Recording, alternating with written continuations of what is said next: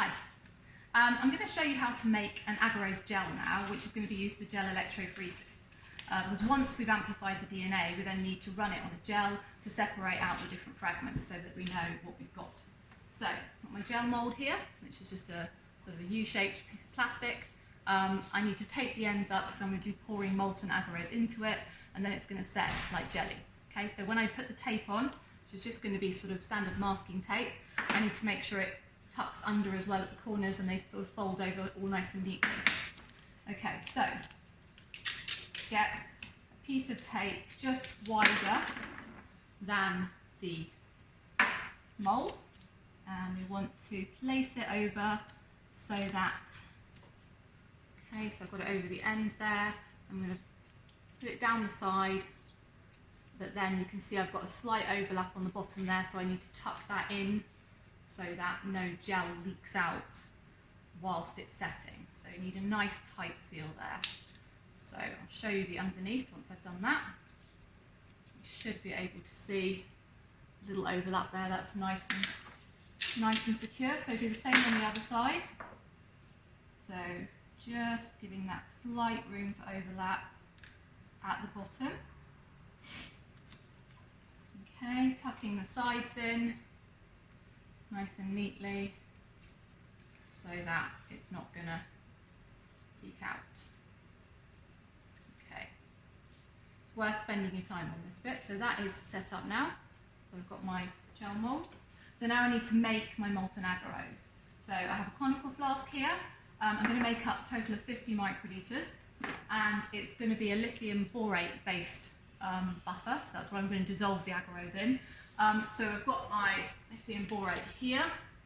Okay, this is it has certain properties which allow the gel to sort of run faster, but a lot of people would use TAE buffer to make up their agarose in.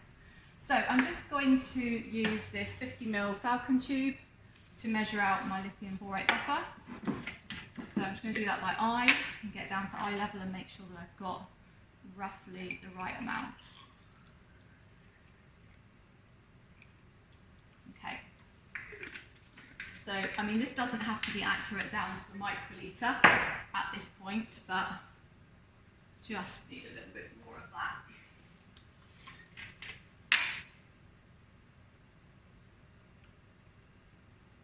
There we go. Right, so that's 50 microliters of buffer.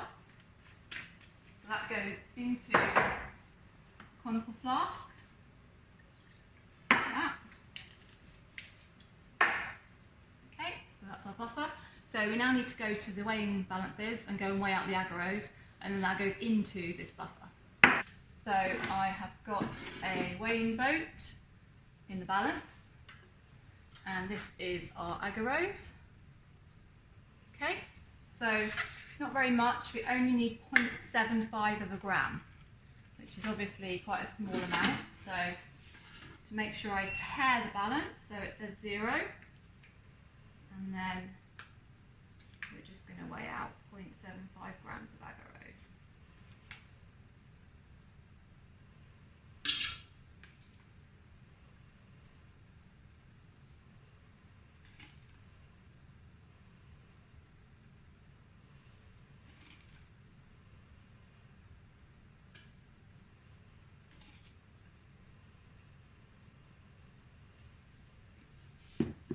Okay, so once I've weighed out my 0.75 grams of agarose, then that then goes into my lithium borate buffer. So just pour that in, give it a little swirl, okay? But it's not going to dissolve at room temperature, so this needs to go in the microwave now, which is what we'll do next. So we're over at the microwave, and we're going to use it to melt the agarose. So I've got my gel here. So it goes into the microwave 30 seconds at a time, because it's going to cause it to bubble up and we don't want it to boil over, and then we want to give it a little swirl in between. So 30 seconds.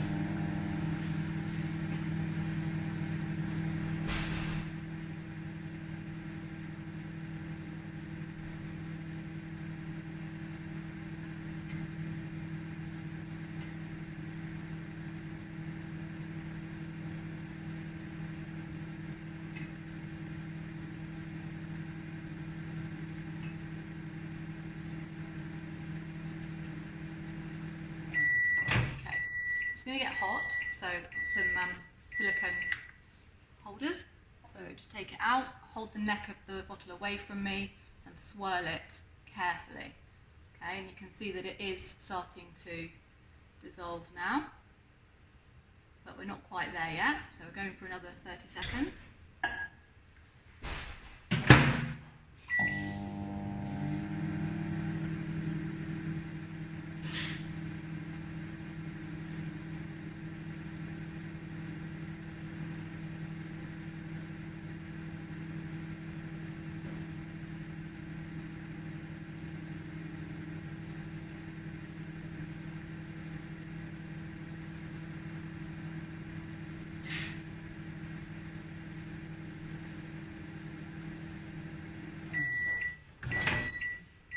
Definitely bubbling now and smoking. So again, keep it away from me. You can see that's much clearer now. The steam coming off the top. You can definitely see it bubbling away there. So I think that is probably done. So now we're just going to cool it down under the tap. So I'm going to come over here to the tap area. So we're not going to, we don't want to cool it right down, but we do need it to be slightly cooler than it is at the moment.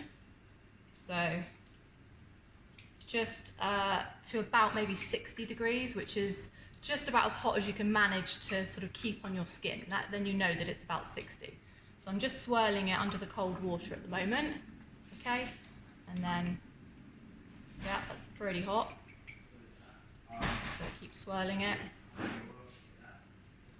And check again. Yeah, we're just about there, I think. Let's try. Yeah, I can hold that on my skin now, so we've got to the right temperature. Okay, so we now need to add our gel red into the gel, so that it actually, we can visualise what's going on later. So here we are. So I'm going to add 2.5 microlitres of that. So again, my P20, and it's already at 2.5. So here's the gel red. So 2.5, you can see, and that goes into the gel I've just prepared, and then we swirl to mix. Okay, so that's now distributed evenly throughout the molten gel. So I'm now going to pour it into my mould, which is here, and then I'm going to place this comb into the top of the mould, because this is going to create the wells, the spaces that we pipette the samples into later. Okay, so time to pour my gel. So we just pour the liquid agarose into the mould very carefully, and this is where we find out whether we did a good job on our taping, because if nothing spills out, then we did a good job. And then I'm going to place my ladder in so that I've got my holes. So I'm just popping the gel red back in its box because it's light sensitive, so get that away again. Okay, so I'll just show you. So that is our gel poured, with the comb there, and nothing is leaking out, so we've done a good job with the taping, and we need to leave that to set for about 30 minutes. Right, so it's been 30 minutes, so the gel should be set by now.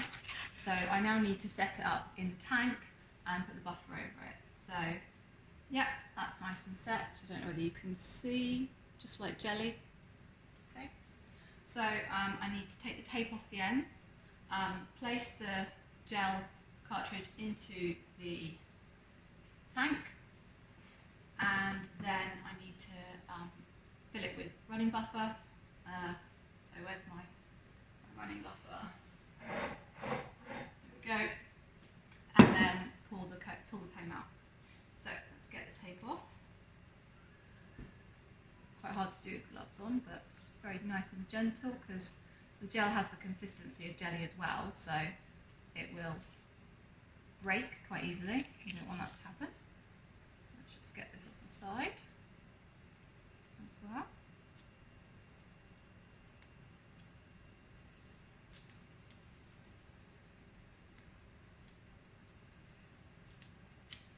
one end off, and now the other end. Okay, so they're all off now, as you can see. So I'm going to place it in the tank with the wells at the top. So, like that. Yeah, I'll show you. There we go. Okay, so that's in. And now, actually, yeah, let's keep showing you.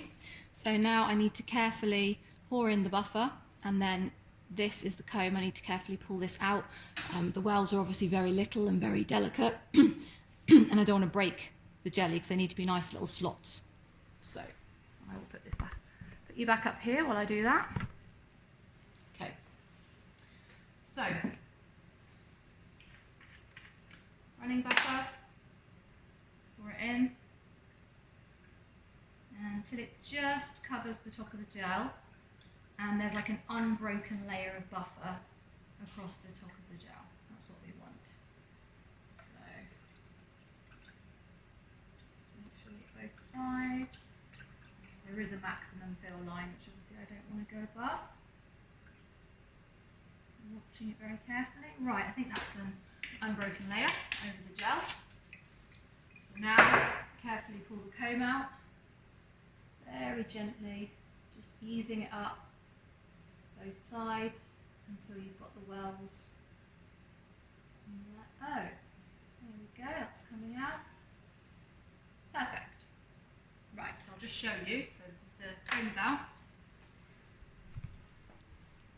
I don't know whether you can see the wells or not. They're underneath the green strip. There's a slight difference in coloration where the wells are. Okay?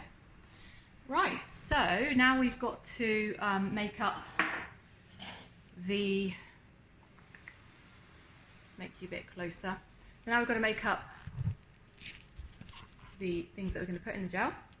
So we've got our PCR product out of the PCR machine.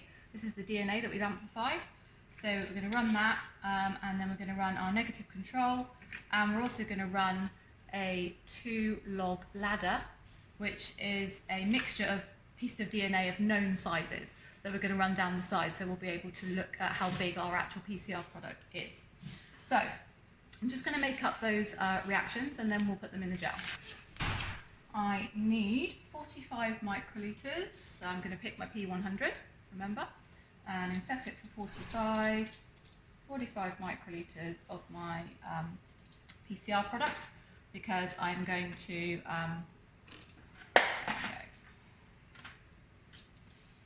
PCR product. There we go. Yeah, okay, so that's going to be in there. And then I need 5 microliters of my loading buffer. You add the loading buffer, this is the loading buffer. You add the loading buffer to make the DNA nice and heavy, to make the sample sink to the bottom of the well, and also so you can see where it is, so it doesn't run off the end of the gel. So I need 5 of that, so that makes up a total volume of 50. Okay, so I've got my 5 microliters in there. That goes into my 45 of sample, and give it a mix. Okay, and then I need my negative control, so I need 9 microliters of my negative control. So I'm using my P20. So there it is, 9 microliters. It's going in there. It is a teeny tiny amount that you almost can't see. This is what you're dealing with when you're working in a lab, very tiny amounts. And then I'm adding 1 microliter of my loading buffer again, so that it sinks nicely and so that I can visualise where it all is. So that's 1 microliter, a little bubble in there we don't want, because that'll be at least another one. Okay, and that goes into the negative control, like that. Okay, that goes back in the rack, and then we just mix like that. Right, and then I've got my ladder, which is just going in neat. So I'm all ready to load my gel. Right, so I'm going to load, there's 8 wells, I'm going to load the ladder into the first well and the last well, so it runs either side, and then I'm going to run 5 lanes of my PCR product and 1 of my negative control. And I'm going to put 10 microlitres into each well. Right, just brought you a little bit closer so you can see the loading. Quite a tricky process, it takes a bit of practice. So I need 10 microlitres of each of my samples. So again, I'm picking my P20 and I'm setting it for 10 microlitres. So here's my ladder. So remember, I'm putting this in my first lane and my last lane. So get my 10 microlitres out, and you use one hand to guide, and you see the refraction of the light once in the water is difficult, but you have to kind of guess that you've got your tip in the well. And then you slowly release the sample. Now that is in. Excellent. Right, so that's the first well, and then the ladder's going to go on the other side as well.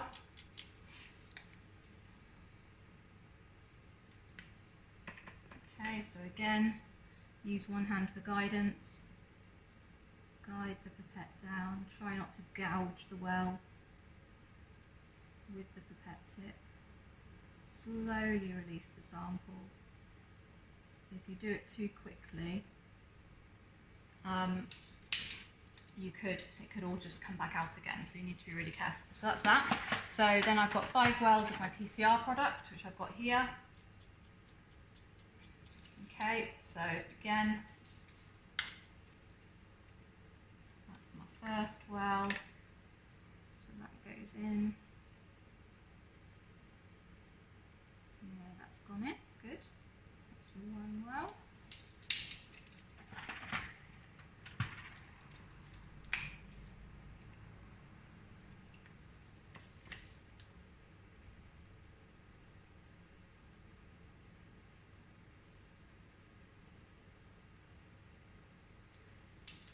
Two.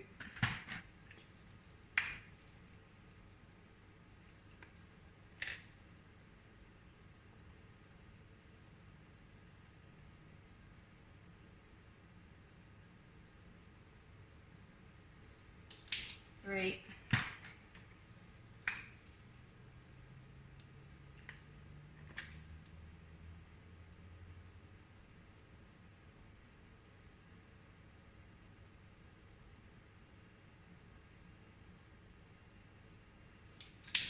4.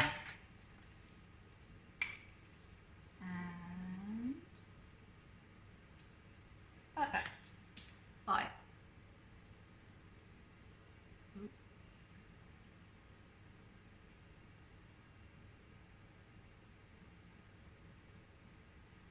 Okay, and then the last well to load is the negative control, which I have here, and then that's all ready to go. So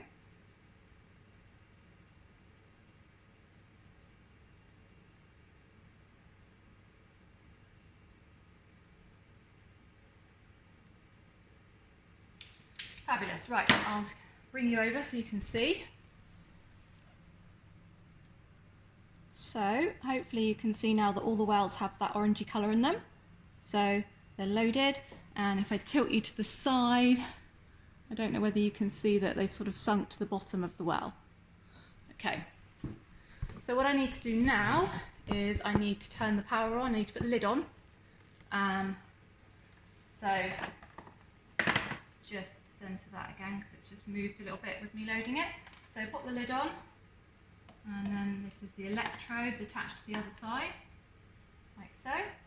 Put it on and set it up, and then we can run the gel. So turn the power pack on, you should see the light come on, and check it's on voltage, and I just need to set it to 250.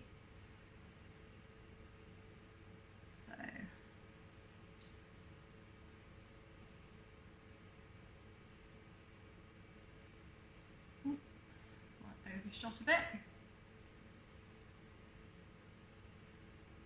There we go, 250, and then I press run. There we go. Right, now we need to check that it's working, and I can see that it is, because the little wire that runs across, there are lots of little bubbles coming up from it, and both ends, so that's brilliant. So I'll just show you those little bubbles now. Hopefully you'll be able to see them. Hopefully you'll be able to see that at either end there is a series of bubbles sort of coming up from the wire. Side view, well, side view is probably not much better, but that indicates that it's all running as it should do. So we're going to leave that for 15 minutes, and we'll sort of check it every now and again. And because we've added the loading buffer, which is coloured, we'll be able to see where everything has run, because the coloured line will indicate the furthest that anything has run. Now obviously this gel is open-ended, so if we leave it running for too long, everything could run off the end of the gel into the buffer, and then it would be completely useless. So we don't want that to happen. So I'll see you again when the gel's finished. So I've just come back to the gel after about 5 minutes, and it's a bit condensation-y on the lid, but hopefully you can see that orange band. So basically that is the forefront of everything. All the DNA is, where's my finger? All the DNA is behind this band. So we've still got this much of the gel for it to run through. So I'm obviously still going to leave it longer, but just to show that it is working. And we're going to use that band as a guide as to when we need to stop this gel. So we need to stop this gel when the band gets towards the end, and then we should have a nice spread of DNA throughout the gel, and then we'll be visualizing that later on.